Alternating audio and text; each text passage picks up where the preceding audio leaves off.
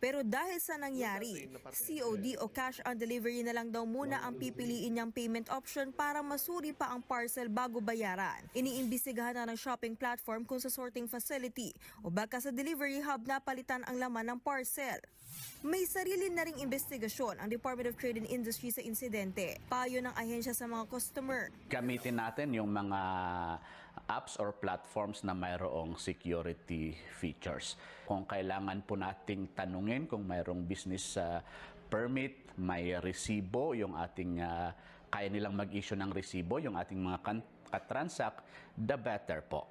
Isumbong din daw sa kanila kung tumaging mag-refund ang seller o palitan ang maling produkto. Pati na rin kung kulang o sira ang parcel ng i-deliver. Nagbabalita mula sa Frontline, Camille Samonte, News 5.